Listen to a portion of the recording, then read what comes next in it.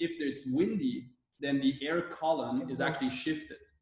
So let's say that you're going 100 feet above where the air is originating from, but the air column is shifted sideways due to the wind. So you're actually flying. The base is here and you're flying. You're flying over the concrete, over the cars completely, and just looking down. It's like, that well, if I just do any wrong mistake, I'm just gonna drop down. And...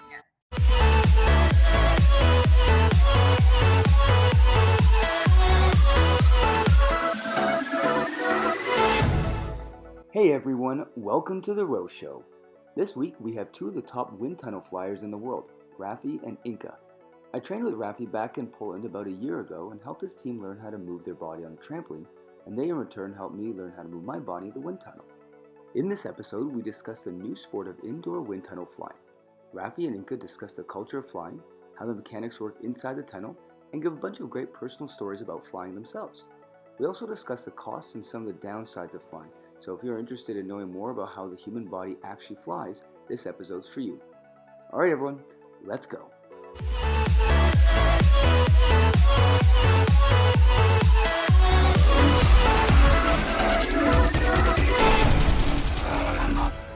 Hey Inka, Rafi, thanks for coming on the show. How are you guys doing? We're good. How are you doing? I'm good. We are, making it through, and I've been watching a bunch of your guys' videos and stuff like that. Rafi, I actually worked with you back in Poland a while back. That was really fun. And since then, we've actually reached out to a whole bunch of other flying companies and did some work on magazines and stuff. So we're starting to really kind of get into there. So it's a fun sport you guys are doing, but it's new, right? Like, what is indoor skydiving all about? Like, can you give us a quick history of how this whole thing got started? I'll let Inka start. I was just gonna ask like, do you want to go? Not necessarily anymore such a new sport, but it's for sure a small sport. Indoor skydiving, we're talking about wind tunnel flying. So we're floating in airflow in these cylinder-shaped things. And I guess the short history would be the wind tunnels have been used for skydiving training and skydiving simulators back in the days more, but it's kind of like throughout the years when we've been in the sport, it's taken its own direction and has become a sport of its own. So I started flying in a tunnel to become a better skydiver, and now it's a completely different thing already. Exactly. I think it's the same for me. When I started, it was much more to kind of improve my skydiving game.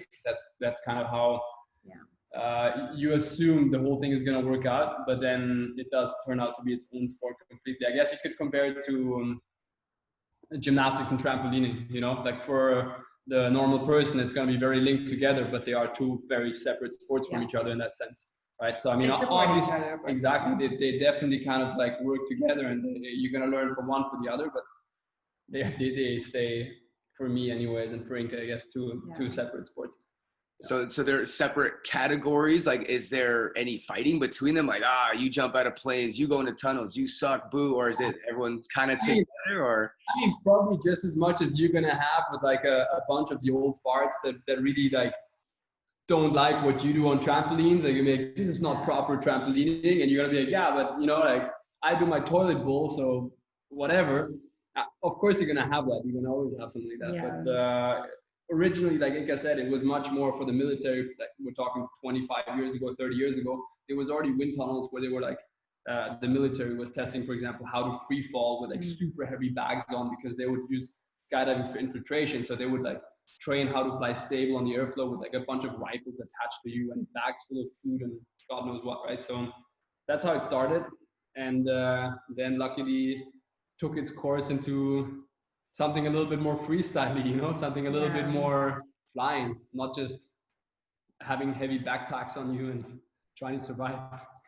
Well, that's the thing. I really first kind of figured this out, Inka, when I saw one of your videos. I think it was from Red Bull or something, and you're just like literally dancing in the air, which I was like, what? That, like, because normally you see it, it looks cool, but you made it like artistic. Right. And I think that's the new direction that the whole kind of sport is going, is more artistic and stuff like that. And Rafi, when you were doing it and I'm watching you, it looks so funny. I can't lie, because your hands are doing this and you go to one side. You're like, it looks hilarious. Right. But it looks so cool because you're literally flying. Right. And is that where you guys are going with it? Yeah, I mean, I guess there's several different directions where it's going, and we're also like we've been going with the sport. I'm a dancer from my background, so for me, it was something that was very natural. That when I started flying, I wanted to play with a bunch of things that my body was capable of doing in the airflow, and then there happened to be a place where to do that, a competition discipline called freestyle. But for me, it was not so much about me starting to train for the competition discipline, more than like me expressing what I wanted in the tunnel in the beginning. So it's more like a dance thing almost for you in the beginning, like how much can I take dancing into flying? Exactly, and that's what I was curious about. And I think there's a bunch of stuff, like I've done a bunch of productions, like TV commercials, movies, that kind of things, and it's quite interesting. There's so many things that you can still take in a tunnel that we have not.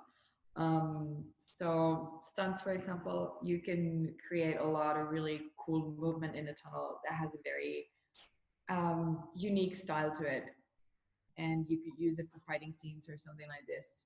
So I don't know. You have done that too, right? I have done that as well. Which movie was that you did some stunts for? I did some stunts for Alita, Battle Angel. I did some work for some of the Marvel stuff.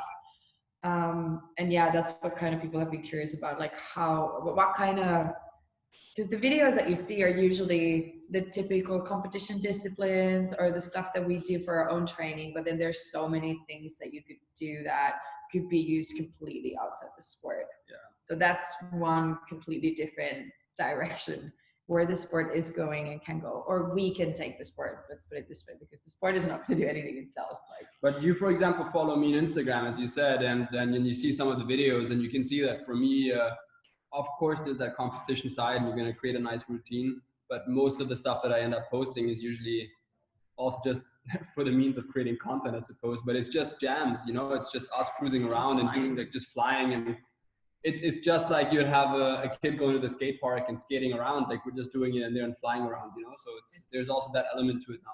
It's very. And when we started flying, it's not, the competition thing was not so big. Neither of us started flying to become a world champion of indoor skydiving. We started flying because we enjoyed the sport, and we just wanted to fly, which is still, I think, the best sessions of training, that you just jump in and you go play with your friends. Well, I think that's what I'm seeing now with all these new age sports. We'll call them digital sports. I don't even know if there's a term for this, where we have a community online of all these freestyle guys, but they're saying the exact same thing you guys are saying, which is, yeah, we'll compete and do a little competition here and there and get some prize money and fun stuff, because you need a little bit of that kind of to build a community. But they really, 90% of them like to just train and just like to do the skills and get the content, like you're saying, and it's not about the competition. Honestly speaking, I think that is the basis of any athlete in any sport. I mean, I'm guessing that any professional basketball player, he enjoys the training just as much as we enjoy our flying, and he enjoys all of that, with the only difference that they have a much more developed sport and much more mediatized, right? So, but in the fundamentals, it's still the same principle. As an individual athlete, your intention is to just get better every day, right? So that's the fun part. For example, man, when I started out with the flying, I had done a lot of very different sports in my life, but by all means, I couldn't consider myself an athlete. You know, I was just flying. And over the course of the last years, for example, with the influence of Inka, I've started being way more focused on actually what it means being an athlete and training and cross training. And I mean, I spent a while on the trampolines just to kind of explore how that goes into the tunnel, for example. You know, how can you take this acrobatic element and involve it in the tunnel? And I'd still be going at it if I hadn't hurt myself, because I injured my knee, but that wasn't even on trampolines, but then it just kind of slowed me down on that. But long story short, because you say digitalized sports, yeah, it's also about the individuals, how you push the sport though, right? Like you can just do it like a skating kid that's going to the skate park to have fun. And you can also be that kid and have fun, but on the other side, you have this hardcore focus on yourself training and getting better, and also going to competition and so on, right? And then even more like Inka focusing on film projects and like, exactly. Yeah. I think does have a bit of this sense of responsibility in pushing the sport and being a part of the community. Like it's important that there are people taking part in the competitions. Like that's what you've been saying about your competition, like participation as well. and exploring with where the sport can go. And competitions, naturally, there's also the side of like sponsors and all of that is a big thing. Flying is a pretty expensive sport. So I feel like there's a lot of people that are competing and surely enjoy the competitions, but more than that, enjoy the free training time and the fact that you have someone's support there to be doing what you love, and that's flying. Yeah, no, I think it's awesome. I loved it. It was so fun. I got to get back to Poland, so I'm booking my ticket as soon as all this stuff goes away. But when you guys are at competition, what is the competition? How's it structured? How do you judge it? Is it just like you get a minute or two to look cool and it's scored out of 10, or how's this go? It is absolutely that. It's all about being cool, man. There's a few different disciplines. You've competed more dynamic as well, but freestyle is something, it's a solo discipline. And basically a lot of the routines, if you would look at, like, a lot of people would describe it, it looks like dancing or acrobatics or gymnastics in the airflow. So you're creating this routine that's technical and artistic and creative at the same time. And then that free routine is being judged. You fly basically the same routine a bunch of times in front of the same judges. So it's also about your execution, or how well you're managing to perform what you intended to. Right, you got a technical score, an execution score, et cetera, et cetera. And then presentation. Presentation, but you also have on the other side compulsories. Like it's a similar format to what you would know anyways, just with a difference, let's say you could compare it to, for example, acrobatic gymnastics, where you have a component that is purely like you have to integrate a bunch of elements, so-called compulsories, right? And you also have the free expression of a routine. The only difference is that we don't actually have to have any set given element in those free routines. We can completely come up with our own, which does make it more difficult to judge though, because then all of a sudden you're there comparing bananas and apples, because one guy's like super good at throwing tricks and the other guy's super fast and really flying good. And like if you've seen us fly, or like any videos of us flying, like they look very different and we're competing in the same category. Also the fact that men and women are competing in the same category, it's very it's not common in a lot of the sports. So yeah, I really like that though for our sport, because it means that there is no excuses. Like there was for a long time this talk about how girls are more flexible than guys and all that, and it's like, oh come on, it's just an excuse. Like if you want to compete with the girls, then do your full splits. That's it. Like, just figure it out. Yeah, I had to do full splits in gymnastics. Everyone had to. Imagine being a gymnast and going up to the teacher and be like, yeah, I'm a guy, I'm not doing full splits. The teacher's going to be like, see you later, man. No, that's interesting. I didn't know you guys all competed against each other. That's really cool. I don't actually know any other sport off the top of my head that does that. Yeah, well, the really interesting part for me and for Inka especially, I mean, man, most of our students are competitors, so we end up going to competition, and I mean, our competitors are our students. So we get, like, it's really cool though, because you're basically giving everybody your tricks and secrets, and you have to, like, you're super honest about everything, and you're really trying to push these kids to basically pass you. Like this cliche thing, you're trying to make them become better than you, but at the same time doing so actually encourages them to get better than you, but it also encourages yourself to not let them pass. So you give them everything, so they're getting better, which means you also have to keep getting better. So it's like you're pushing yourself by doing that, right? Yeah. Like, I hope they fall. Oh, thank God. Oh, thank God, my students suck. So I think in a lot of sports, it's very common, like if there's professional coaches, that they would be coaching one competitor maybe, or like one country for a big competition like the Worlds. But I may have like 7 of my kids in the junior category competing against each other, and I've coached all of them. So it's very interesting. It's different in a lot of ways, for sure. Yeah. How we get ready for competition. You were helping me out before the previous competition. We were trained, like we were competing against each other. So. And that's the beauty of it, though, right? Like you don't see that in many sports actually, where you have competitors like all basically supporting each other and then competing against each other. And the cool thing is, like, everybody has. It's not really that everybody has each other's tricks and secrets, but it's very like everybody has open cards per se. Yeah. And so it's just about who interprets them better and who trains harder, and that's really nice. And actually, I guess you can take this competition story a little bit backwards, because there was competition in skydiving already many, many years ago, right? Like there's a famous like bodyflying, we call it, or relative work, where you got usually teams of 4 individuals that are like building blocks and like turning around each other and so on. You've seen that for sure.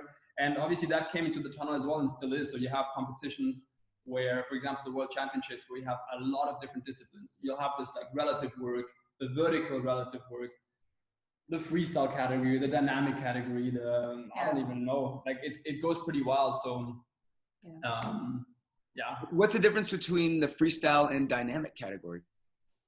The freestyle is what Inka described a little bit more as this little bit more, let's call it acrobatic or dancey solo discipline. And the dynamic, it originated as like four-way dynamic, we called it. So that you have actually a team of four, and the dynamic just stands for that it's permanently moving. Long story short, it's like what you saw me do all the time, what like you'll see on any of my videos, I suppose it's flying around. And so when you're four people, it becomes quite tricky because the tunnel is only 14 feet in diameter. 14 feet being like, what was that? 4 meters. Yeah. So, you know, of course we have also slightly bigger tunnels, but even in the bigger tunnel, 4 people flying a choreography and crossing and having like, it goes wild, and you've got timing it and everything. The crashes are beautiful. You have no clue how hardcore you crash in a full way when anybody just misses the timing by a little moment and has the wrong setup or goes to the wrong place. And yeah, so that's the dynamic, how it started. It turned out now that we even have two-way dynamic, so a team of 2.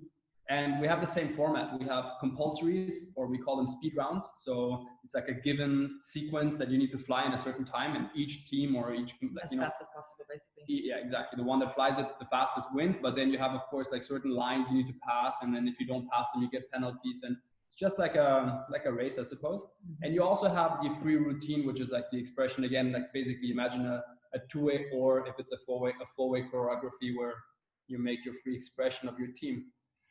That is really cool. It's like a team element, an individual element, and but still mostly freestyle. And you go and you create your own stuff, and then you basically present it. I really like the part where you basically are helping each other in the community. It's not this, you know, in my traditional side of gymnastics, it's, you know, no one sees what you're working on. You don't post anything. Even with snowboarders, they're doing the same thing. Any of these high level sports that are more traditional. Sure, and it will go there, but for me, it's such a pleasure to give somebody, even 2 weeks before, a month before a competition, I'll be like, hey, check out the 3 moves that I figured out from my routine that are just insane. And I hope that the other person's going to figure them out, but they won't, because it took me half a year to figure them out, or 3 years or 4 years. And if they do, it's all that much better, because then it means I have to step up my game again. Back to what we already said. You kind of want the best man to win because they like, not because you managed to hold all your secrets in, but because you shared everything. And then if someone's better than you, then great. Then if you kicked everyone else's butt, then you actually really know that you were the best. So it's a different feedback from that too. You know, but it also comes from how we've just always trained. Because like we, you know, like back in the days years ago, kind of like learning, it's always like just sharing with friends and learning from each other. And like I said, it's an expensive sport. So it's been awesome to have the community too. Yes. We didn't really do the thing that our students are doing nowadays, that they're busting out hundreds of hours with a coach. But exactly, but because we just went in there and crashed with each other until we figured out how to not crash. It was a lot more like skateboarding like when we got into it, you know. But I guess the thing with the competition, you can describe it to fighting. I come from a small martial arts background. I still like to train a lot. For example, jiu-jitsu and so on, and they're, you know, everybody should and does know on the top levels most of the techniques that are out there. Mm-hmm. So it's just about who's better, who's got better muscle memory, who's better under stress conditions, and so on, right? So the best of the best competitors, of course, they are the most genius in their element, but they're also the ones that have trained the elements the hardest, that are the most current in it, that spend the most time training, and that's it. So I think playing with open cards is the most fun, let's put it that way, and should be encouraged in any sport, really. It shouldn't be like, oh no, I'm hiding my routine. It's like, come on, also, look at what I do and then try to do it better. I like that. Train, you cannot even hide. It's like a fishbowl, you know, like every time you're training there, you're surrounded by people, everyone's taking videos and photos, and there's no such thing as like training in private. I think there's maybe one tunnel where I've seen they put the curtains up so that you can train that no one sees you, but every time you go and train something, everyone's going to see all the glory and the suffering of it. So. Exactly. No secrets. Well, I like it. Open hand kind of competition. That's very cool. But so then how do you train? Like, what's the typical progressions for Like, can you start when you're 4 years old? Can you throw babies into a tunnel? Can you do that? I think 3 and 4 depends a little bit on the tunnel. I really don't think you should put a number on it. It's like throwing a kid a soccer ball. No, but that's when you're allowed to. Yeah, like legally, I mean, it depends. In the States, they're going to have much more regulations than, for example, here in Poland. But I don't think you should put a number on it.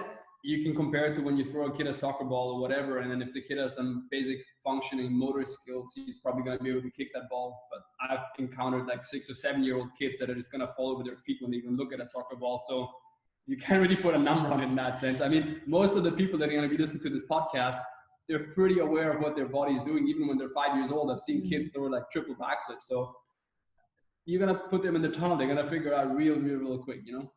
Okay, so you got, let's say a 5-year-old, you stick them in the tunnel, they want to become a world champion of whatever, or they just want to learn how to do it. How many hours are they doing, and how often, and how long does it take to really get good at it?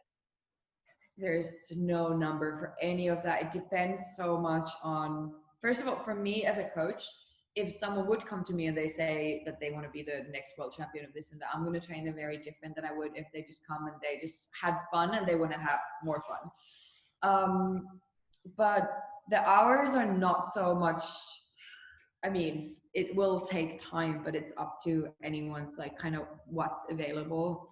The big difference for me, like when I used to dance, for example, in dancing, it would be if I want to train, I can train as much as I want to, as long as I have the studio. I can go there and bust my ass off and learn periods and all of that. You can go 10 hours a day in the studio and just train, right? In a tunnel, where really most athletes are very limited by the fact that it costs quite a bunch of money to train. So that will kind of set the limit for the hours that you're going to use rather than your own motivation. And that's why the cross training, for me, it's not necessarily that I'm training for the tunnel, but it's more like training just to have this, like, I've always had an athletic lifestyle, but I definitely do promote that to my students. It's like, well, there's a bunch of things like skills and body awareness and strength flexibility that you can gain outside the tunnel, and then it's going to be faster for you to progress in the airflow.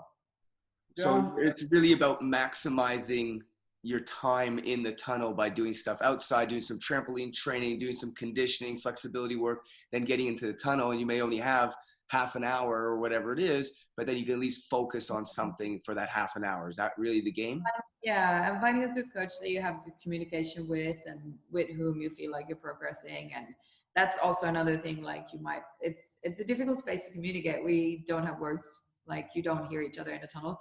So there's some people with whom you connect really well. You feel like you can give them a lot. With some people, it doesn't work quite as well. So I would say that's maximizing the benefit of the time as well. For sure. But Greg, if I asked you that, if I told you I have a 5-year-old kid and you want to become the world champion of trampolining, and like I'm going to ask you how many hours, what are you going to answer me? I'll say 14,500 hours, because I actually calculated, at least for me. All right. So now my answer is going to be the same to you. One step ahead. I think though that and the 14,500 we're hours not is even there. It's quite, no, I don't think I'm at that. No. If you had to put a number, how many hours have you been in a wind tunnel? Like 5, 6, maybe 6,000 hours or something. Of actual flying time? Yeah, I'm gonna say something. I would say 3.5 or 4,000 hours for me. Then I'm then I'm probably around the same. Like, you know, for us it's. And I've probably flown more than any other woman on this planet, right? By this time. So that kind of tells something about how much more we're limited by our training time. Yeah. And how expensive is it though to get like an hour of flight? It very much depends, you know. It depends because, for example, one of the main reasons that you'll find the two of us often, or I mean, I actually am based in Poland. Inka is actually based in Florida, but one of the main reasons we bring a lot of our work here to Poland is because the tunnel is of high quality and it's rather cheap. Probably because the salaries are cheaper than in other countries, and running the place is cheaper and building it is cheaper, et cetera. But the prices vary a lot. Exactly. I mean, I know that, for example, in the States, you're going to have to calculate, say, between $400 and $600 for an hour, depending on which location you're at. Some of the $600 an hour. Wow. Yeah. Just for the tunnel time, then plus the coaching fees and all of that. When I started flying, it was more expensive. I remember it would be $1,000 an hour plus plus the coaching. But Plus you gotta 200 understand, bucks you for gotta understand that that's the reason why you'll find all of the people that actually want to get good at flying, they end up working in the facilities because we end up getting staff time, we're getting training time and so on. I mean, now at this point where Inka and I are at, we have sponsors, we have training times all the time. Like, I never worked for a tunnel. You have not. I have, and for example, now the tunnel that FlySpot in Poland is my main sponsor, and so I'm not very worried about finding training time. I can go in there and just do my thing. So the money at this point is not an issue when it comes to training for me. It's a barrier to entry for kids.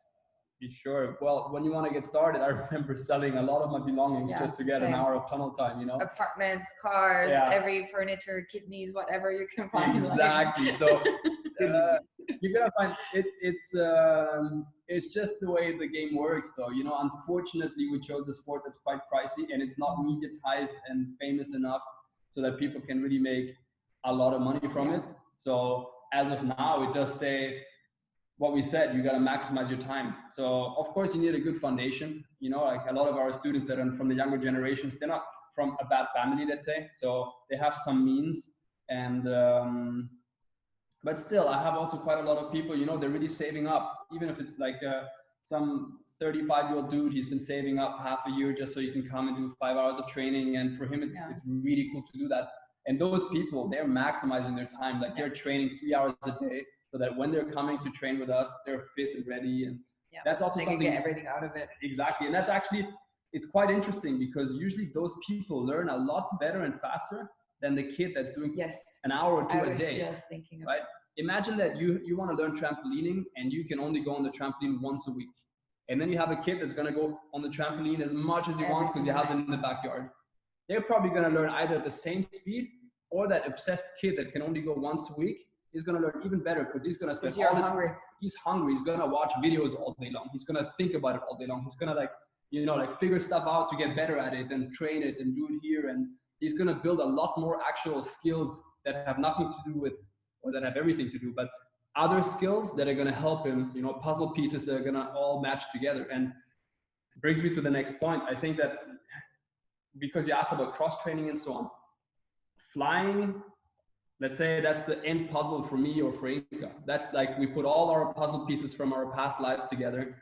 For her, it might be dancing, and whatever it is for me, it doesn't matter. Like all the things come together and they just end up being so cool to use in there. And so if you're asking me, if a kid comes to me and says, I want to become the world champion, I'm going to say, yeah, but they don't get stuck on flying. Then grow up doing all of it and develop real skill. That's going to include trampolining and gymnastics and swimming and skateboarding and things that are going to make you overcome fear and things that are going to make you overcome all of it, really. And then you're going to go in the tunnel and it's going to be the easiest thing ever. You're just going to float around and do whatever you want. Like for me, have of how your body moves and all of that, and using different elements, because there is the added element. So, being used to water and that kind of stuff, it can definitely help you, or will. It will.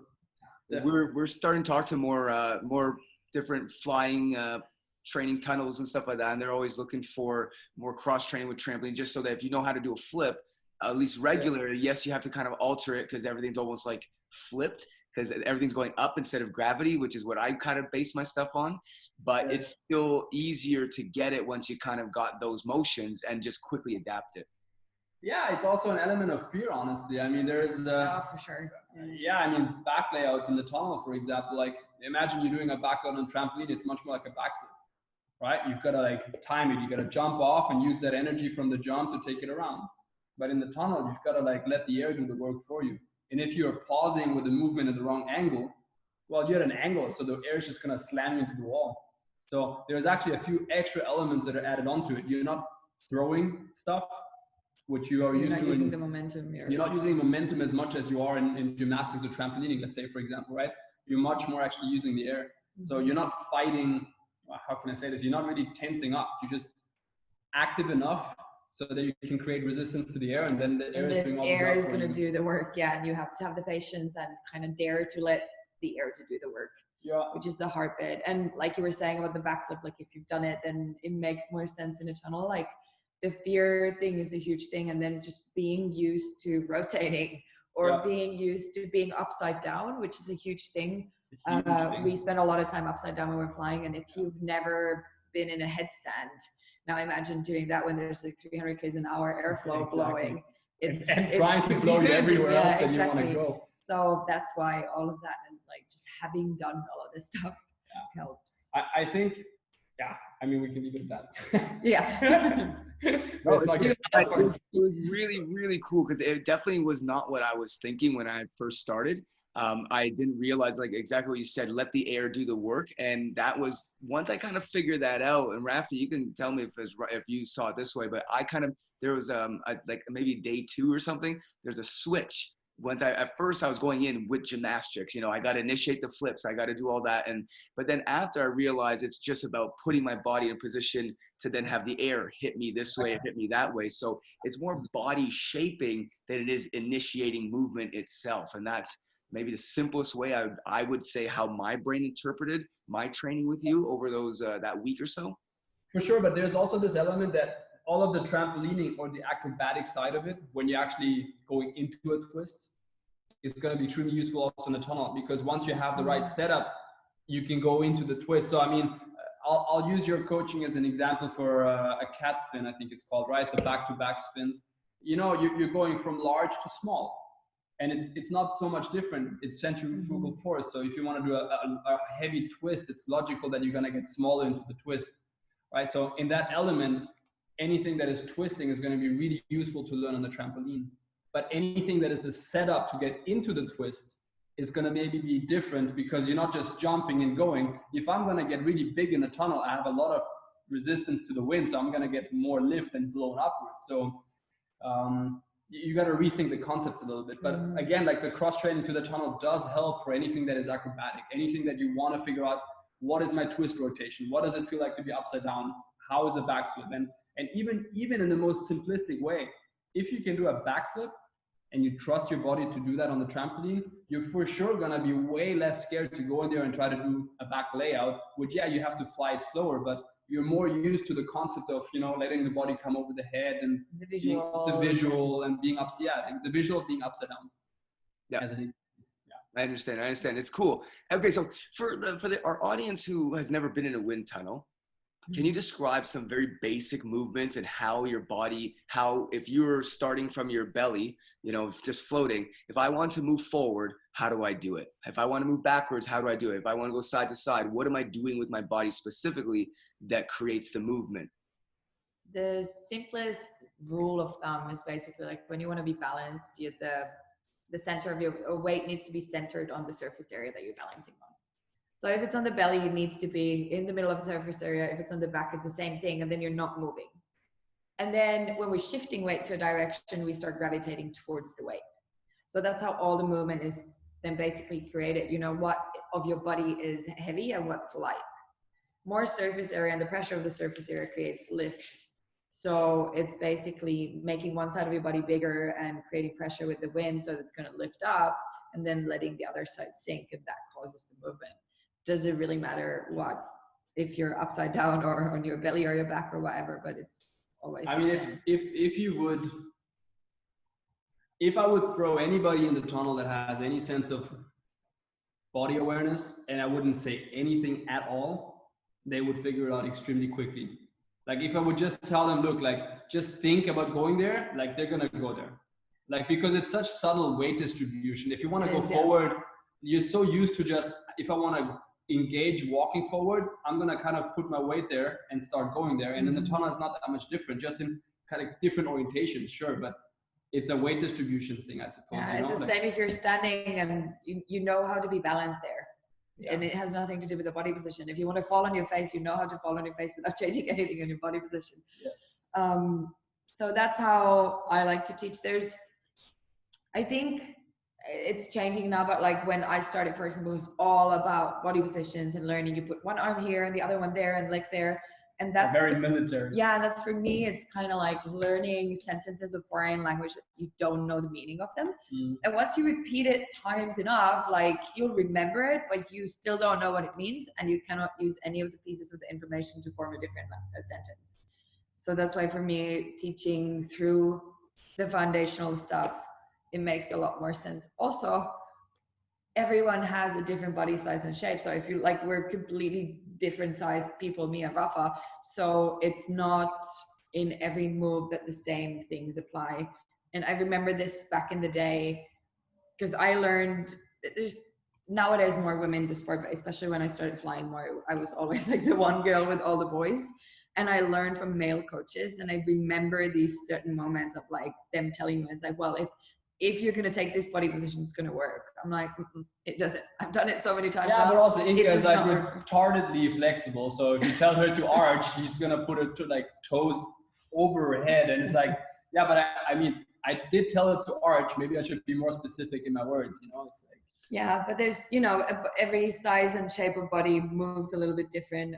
Women tend to be more butt heavy. Yeah. Men have their center of gravity a little bit higher up in the body. So that affects a little bit on how everyone, you know, maneuvers in the air, or how the body positions should look like. But it goes to say that I really do think the less you kind of tell people in the beginning. I don't know if you remember, I didn't tell you anything. I was just like, Greg, just go in there and figure it out. And you did for the most part. Tips and inputs, and you know, like you figure it out. It is in the end somewhat like throwing somebody in the water and then telling them, yeah, do this with your arms, and then they're just gonna do that with their arms, instead of saying like, look, just figure out how to stay on the surface, and they're probably gonna figure it out. So it's like, it's an important part of, like, if you give too many answers all the time, like obviously you're there giving a lot of tips and explaining why things work the way they work, but if you give too many answers, people don't think by themselves. Yeah. And don't even concentrate on their own feeling anymore. They just concentrate on what you said.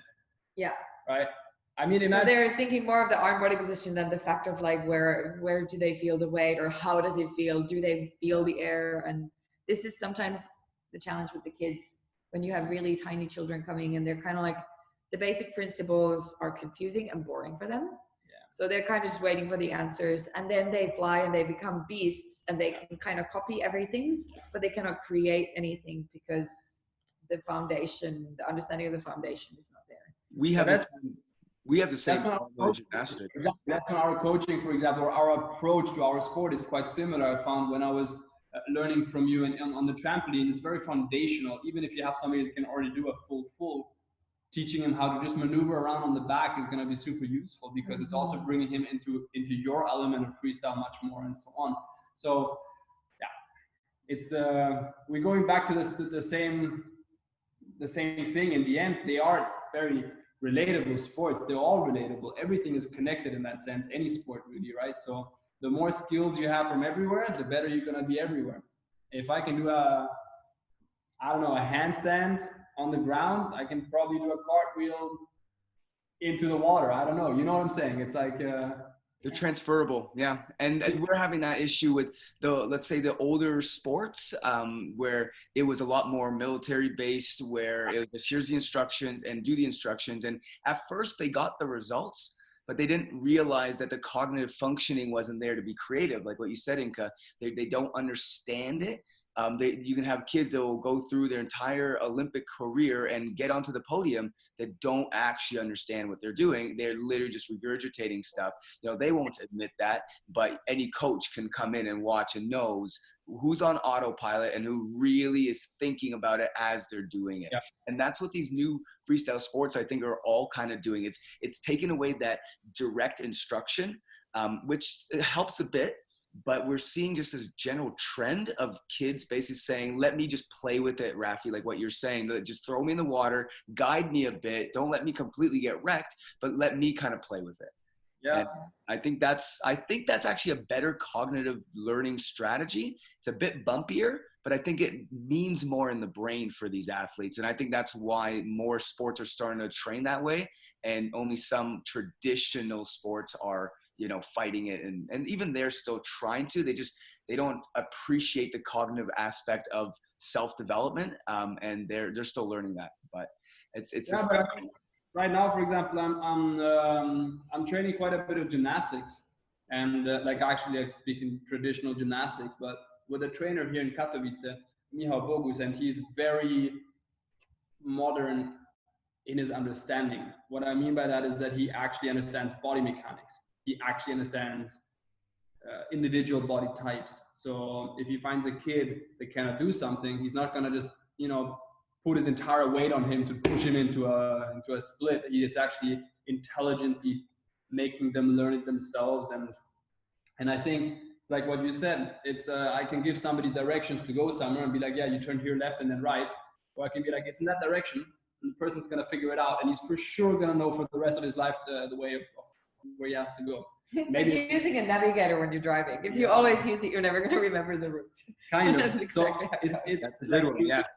Yeah, man. But to conclude this, it's a healthy balance, a healthy mixture of guidance and letting them explore. And especially with the kids, it's like that, because especially the kids, if you tell them X, they're gonna do X. If you tell them figure out how to get to Z, they're gonna figure it out real quick, and they're gonna have all the steps in the middle and in their own individual interpretation, and that's gonna be really cool to see. And sometimes it's a lot about just asking the right questions as well, not just giving the answers, but asking the questions. And I feel like this is when I started training more of the freestyle stuff, or like actually for competition. Yeah. I didn't really have anyone to look at in terms of show me something, give me something ready, but more people who knew enough of flying that they could ask the right questions even if they didn't have the answer, and then that would help me to figure out what I wanted to.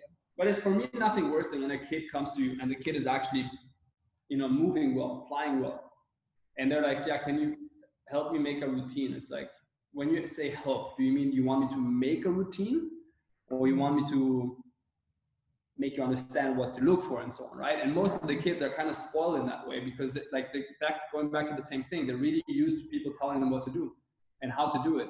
And so now they're completely lost. They're like, they have no clue how to create. They're not creative anymore and so on. You're going to see that on the trampoline. Imagine a kid that's just watching Instagram and it's like, well, this kid is doing a kaboom double. And then it's like, yeah, but figure out where else you can take it yourself. How can you now make a routine from that? How can you connect the moves? And that's only going to happen if you give the kid a trampoline, I suppose, and just say, hey, just figure it out. Connect, kaboom, and full. You're going to figure it out. Probably going to land on your neck 3 times, but it's going to be cool. If you're flexible enough to do so, that's okay. Yeah. That's the way it is going, no matter what, at the end of the day. But a quick question about the size. Like, can you have someone that's any size? Can you have like a 500-pound person in there just roll on in and just fly? Like, are they Man, honestly, you can control the wind speed. I mean, when we are flying, for example, on the belly, where you have quite a lot of your surface in the wind, then you don't need so much wind speed because you have a lot of surface. And if you would be vertical, you would need a lot of speed to stay floating. So the cool thing about the wind tunnel is that you can regulate the speed. So if there's a 500-pound person, you just put more speed. It's going to be a lot more fun for the instructor that's got to handle him, but and what can you talk about earlier a little bit about all the different, you guys were saying that, there's still a lot that you haven't done with the wind tunnel quite yet. What can you do? Can you fly with objects, like not like knives maybe, but like balls and different stuff like that, and make a game out of that? There is. Kids are doing that. Yeah. They call it tunnel ball. It's really cool. Yeah. So they're building like 2 goals on either side, and then they have like a lacrosse ball, and it goes ballistic. Like the lacrosse ball, it's just going everywhere. Like and so it's like they're throwing it and dodging it and flying around. It's super cool. It's Yeah. Can you, I know it's gonna sound weird, but can you put like fire in the wind tunnel? Can you light a flame? I really doubt it, because it's like, imagine trying to light a flame in the Grand Canyon when there is a hurricane. It's gonna be quite difficult. Okay. But what if you jumped in with a torch and you flew around with some kind of fancy torch just with lights and stuff like that, made a cool content video? I mean, there is definitely videos with lights, LEDs, but I really don't think that you're gonna take fire in the tunnel. Going to be quite tricky. I mean, if you figure it out, I'm the first person to try, but what about water, like a water gun or something? These I've flown. I've done it as well. It's pretty interesting though, and like not all the lights really work too well for that. I've had one project that we really wanted to do that. It's like, okay, let's light me up, and we ended up trying like 15 different setups of. I had at the end of it, Christmas tree lights inside my suit. Well, and then the worst part about it is that it's like all dark around you because you want to see the lights properly in the video, and then you don't see the glass reference, and then you're just like flying around with like almost eyes closed, and it's super cool. Oh yeah, I could say so. Yeah, how much are you seeing when you are flying? Is it just all in your mind, or are you spotting references? Everything. But it's interesting to notice, again, a production that I was doing that I had to fly in the dark with like a super bright light. So I basically, you lose the tunnel. You don't see the walls anymore. And I jumped in, I was kind of like, well, I guess your body knows what to do. And I just basically like closed my eyes and kept flying because I didn't see the walls anyways. And you have the timing so written in you that I could just fly all the lines and everything without hitting. But it's like Greg doing a backflip with his eyes closed. It's going to be pretty okay. Or, I mean, you know, you don't really think about it anymore. You just do it. Yeah. Turn all the lights off. You're probably still going to do it pretty okay. Okay, well, I've tried it with my like blindfolded and stuff like that, and I always under or over rotated by a quarter of a flip every time. It was very weird. You gotta step up your game, man. I'll have to train it. We'll make a whole blind trampoline Olympics, you know, whole competition. It's super scary, honestly. Like flying actually blindfolded, it's super sketch. Yeah. You've done it? Yeah, I close my eyes a lot. I try to fly around, but then it's like it's scary. Especially, man, we can accelerate a lot without wanting to, and when you have the visual reference, it's pretty easy to control it. Yeah. But I mean, the tunnels are small, so like half a meter, it's a lot of space that you can accelerate in when you have 200, 300 kilometers per hour of wind pushing you. So it's like if you just kind of like, you know, like put a little bit of weight, a little bit too much to the left, you might not even feel it. It's still gonna slam you to the wall. So it's very, very touchy and fragile. For sure. And the walls hurt. The walls are amazing. Yeah. Well, I was going to ask about that. It's like for a project, and that was also pretty scary because the thing is, like, if you're gonna hit the wall head first, that's bad. Yeah. Has there been any major injuries like that, and people getting wrecked in these? I had a few concussions, man, and with a helmet. I've been knocked out as well. Definitely. And we've seen a lot going on for sure. You can accelerate really fast. And the one crazy thing about flying is like any reflex that you're gonna have to save yourself is wrong. Yeah. It's completely opposite of what you should be doing because of the element. So basically, like in the beginning, before you have the muscle memory, you're always going to do it wrong. So when you end up in trouble and if you don't have someone catching you, you're like... You know, that it goes to the point that I fly so much that I'm like used to the reflexes from the tunnel. So for example, if I start falling backwards, I'm just going to lean there and make myself big. But then you find yourself standing in a bus and the bus is braking. And so you start falling. And instead of like going in the opposite direction, you start leaning into it and you just face plant really hard and stuff, you know? Or it's like sitting on a sofa trying to stand up and just leaning exactly. It's not working. I cannot get up. That's everything. Funny. I didn't even think about that. Yeah, you know, the reality of wind tunnel flying. Could you ever like take the top off the wind tunnel? Okay, first of all, before I get all abstract here, how tall can the wind tunnel be before it's a problem? Can you make it theoretically as tall as a tower, and as long as you have enough wind speed and power that you can fly up and down? Oh, yeah, easy. All the tunnels pretty much you can get to the top to them. The tallest and biggest tunnel that exists right now is in Abu Dhabi. They just opened last year, and it's 32 feet in diameter and 110 feet in height. It's pretty cool when you're going up there, and it's really, really too easy to go up there. So it's like you just put a bit of speed and it just ejects you up. And then when you're up there and you're looking down, it's like 110 feet underneath you, and just like, if I do something wrong where the tunnel shuts off, it's gonna be really bad. Because that's the one thing that has happened a bunch of times, like people flying in the tunnel, something like electricity problem or something else. Not often, but it has happened and people have gotten hurt because they were somewhere up there. Yeah. Also, some tunnels basically like there's some, like, you know, part of it that it's one size and then it starts diffusing. So the tunnel gets bigger, which means that the power of the air is less and less. So as you go higher, it's not as powerful. And you actually have to put some certain effort, like kind of serious effort into getting all the way up and like touching the ceiling. But there's also tunnels that don't diffuse. So in these ones, you can actually, like, you can hit the ceiling hard enough that you can hurt yourself. And that happens when people are used to the diffusing tunnel, you know, where it's hard to get on the top, and then they jump into a tunnel that is actually consistent in power, and they blast up like they used to, and then they just slam into the roof.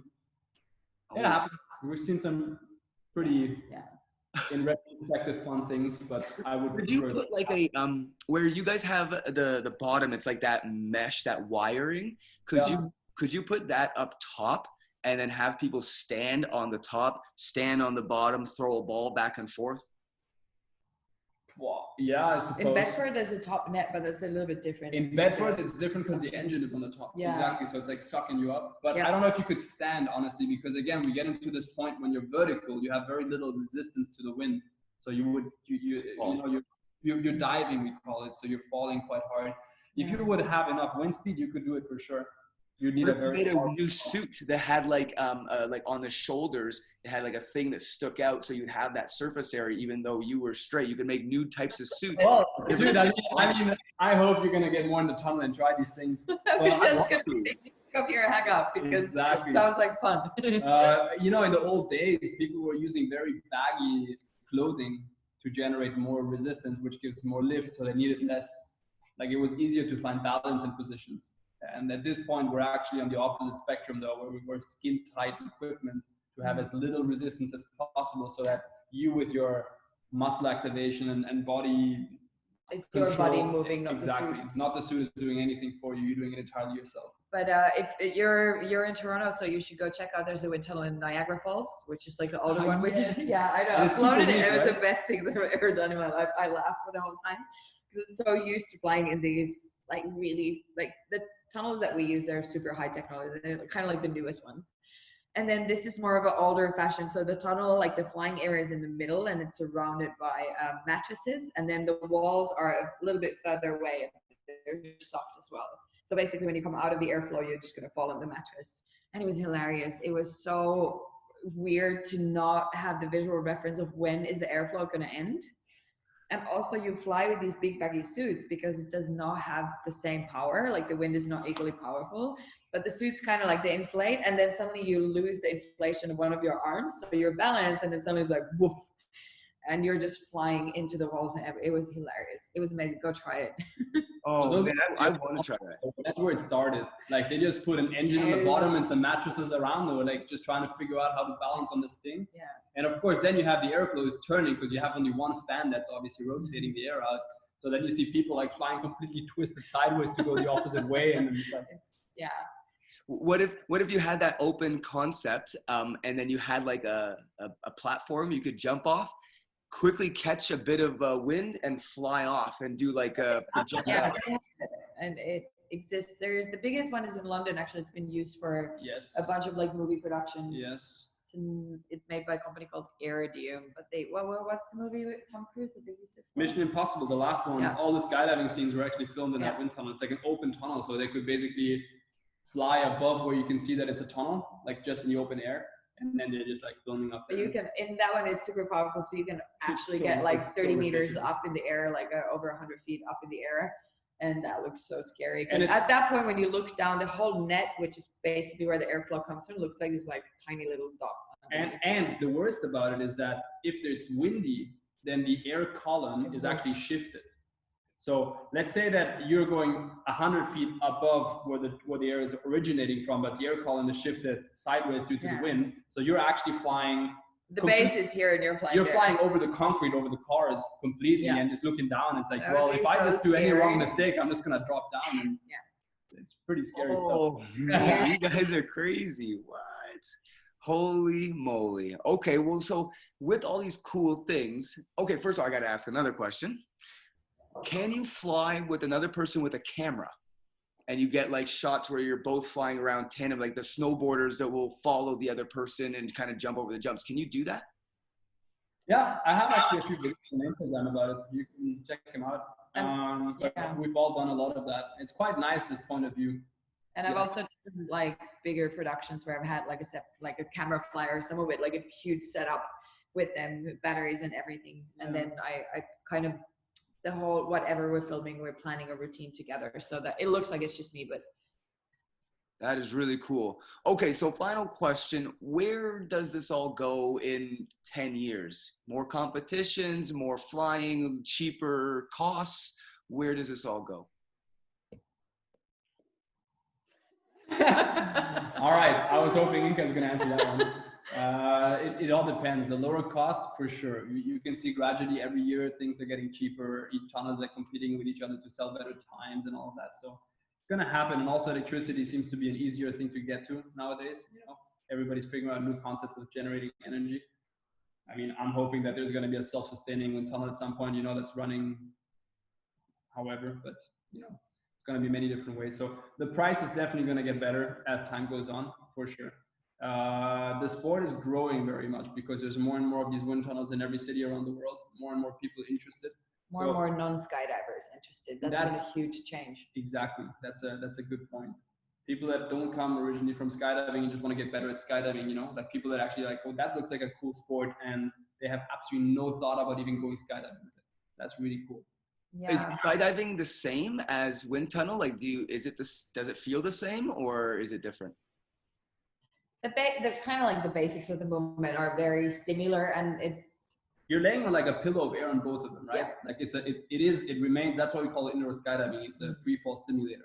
That's what it originally was. So the only difference is that in the sky, you're not flying relative to one wind speed that is set by the tunnel. You can easily go faster, slower, and it's unlimited in space. You can go, I feel like going there, so you're just zooming that way for a mile. You know, you like also have less references, and then the other thing is like in the sky, whether you want it or not, you're going to move.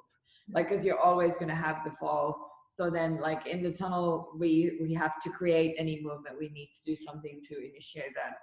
And then skydiving is just a different sport because it's not just about the free fall. So there's so many different sides and so much more knowledge, or so much different kind of knowledge that you have to be able to skydive safely. So you can be an absolute weapon in a wind tunnel and still not be a skilled, safe skydiver. Yeah, you have all this element of landing your parachute, and the parachute is pretty much acting like a very poor paraglider, basically a paraglider with no lift, and that just wants to go downwards. So it takes, like, you know, you need to know how to maneuver to the right place. You need to understand weather a bit and wind a little bit. And so skydiving just has an extra element. Mm-hmm.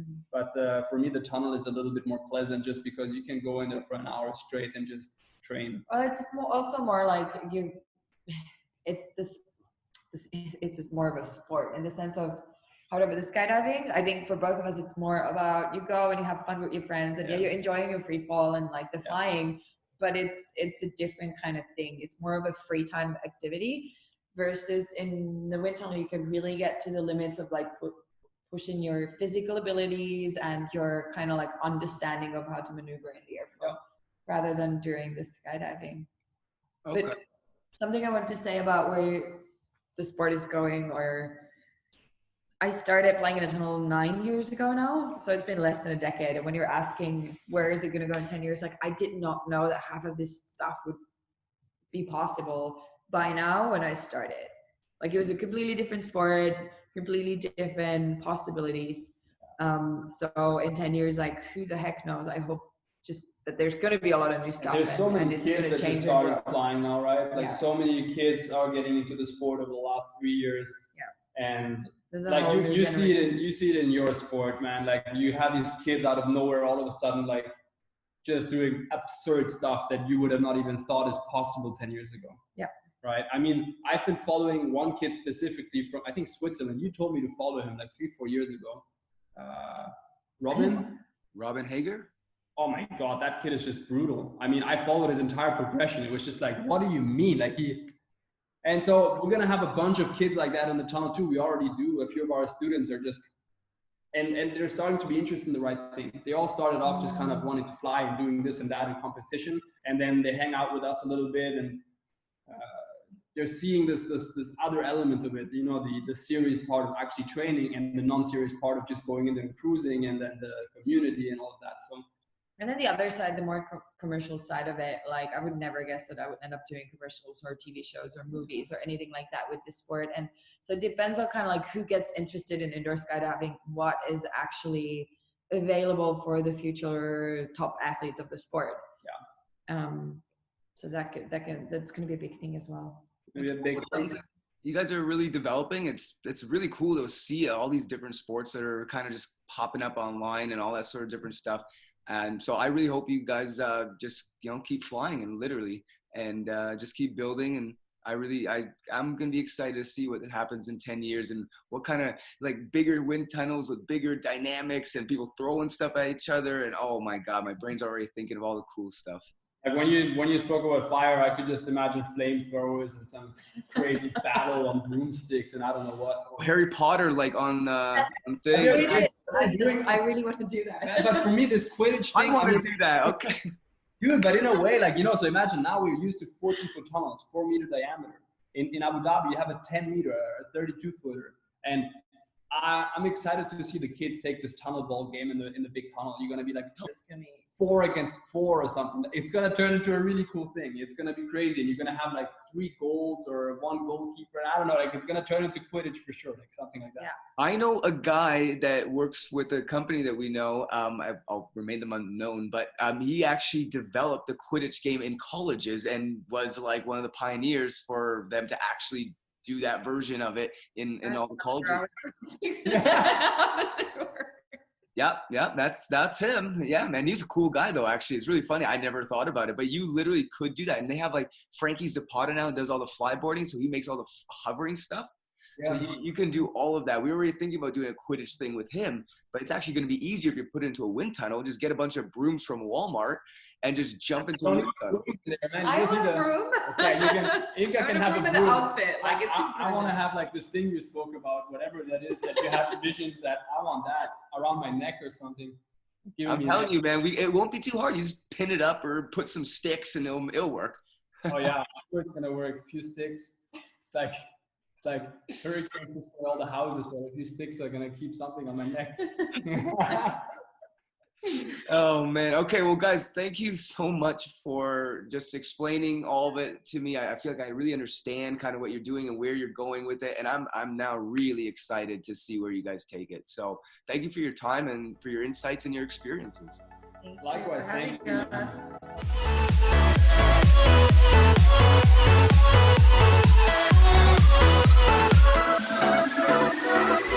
Well, I hope you guys enjoyed and learned a few things.